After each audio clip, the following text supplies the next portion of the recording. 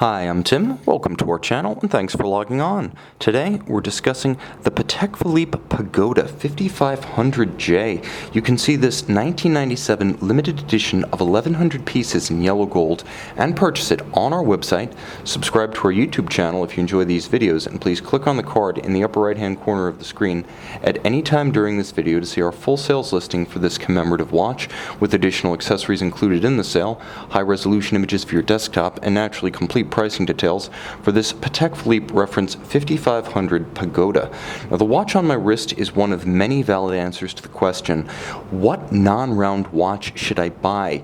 I'm always inclined to recommend a Reverso or Cartier Tank solely on the basis that they are established with a wonderful fan base online, many models and variants available, and an undeniable history dating back to the early part of the previous century. But the reality is that non-round watches are a world unto themselves, so much broader than Cartier and Jaeger-LeCoultre, and this 1997 commemorative piece is a wonderful example. Now let's talk about the fit and then let's unpack what the Pagoda really is. The timepiece on my wrist is yellow gold with a solid case back, so a little heftier than expected at first glance. The timepiece has reasonable dimensions.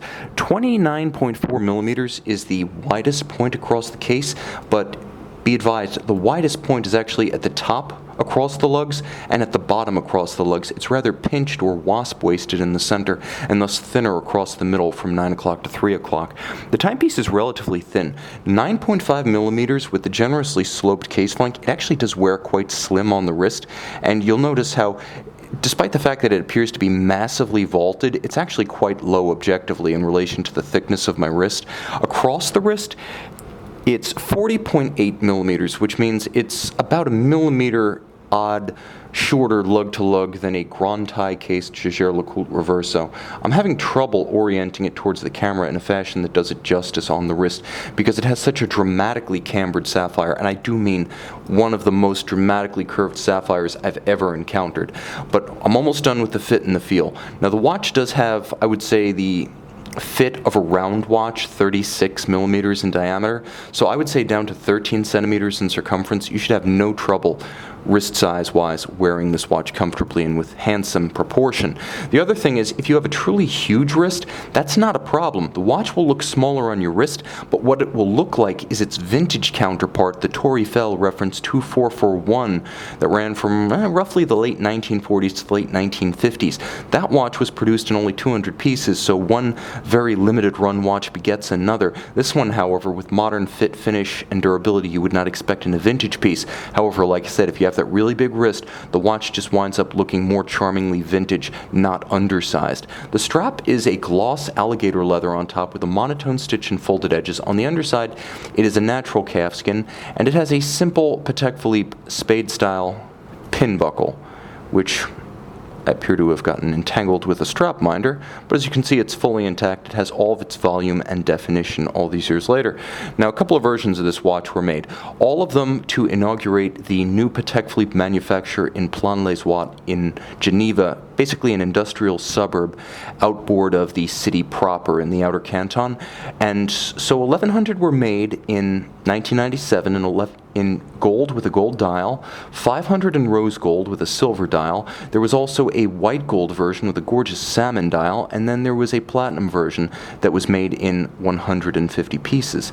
Now, the watch here represents the most classically styled, as yellow gold was more characteristic of the 1940s and 50s period during which the original Torre Eiffel 2441 was made.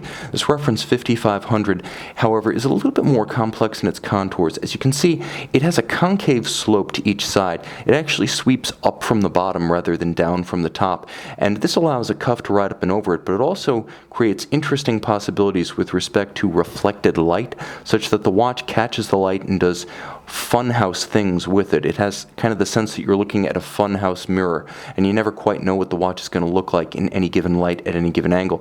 There is a satin grain vertical between the lugs, and you can see just how much of the original finish of this watch remains intact to this day. From this angle, you can also see that the watch has a nicely cambered dial to match the cambered sapphire itself.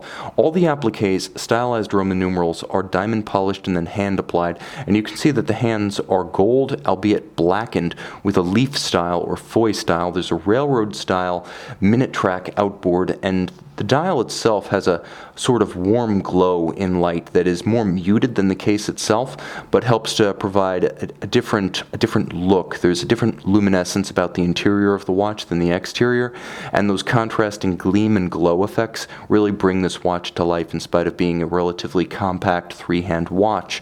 Now, it's interesting on a number of levels. Obviously, the aesthetics draw richly upon Patek Philippe's history, but it also has an interesting movement. Now, it's a caliber 215 PS for Petit Seconde, manual wind with a 44-hour power reserve, a Gyromax free-sprung balance, and a 28,800 vibration per hour beat rate. But this manual winder in a rather unassuming, compact, traditionally styled timepiece is one of the few modern Patek Philippe references to receive a COSC chronometer certificate. So the watch is both a limited edition commemorative and a chronometer.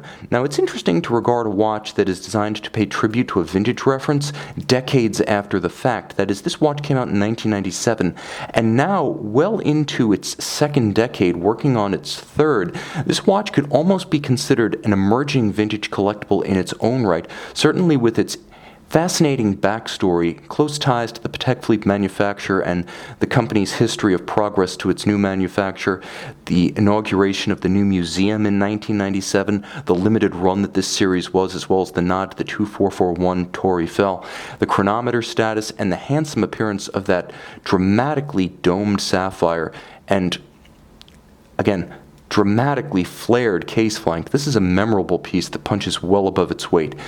It's a little giant, as I often say of some watches that are petite in dimensions but big in character. With emerging historical interest and long-term potential as a collectible, you can see and you can own this example on our website.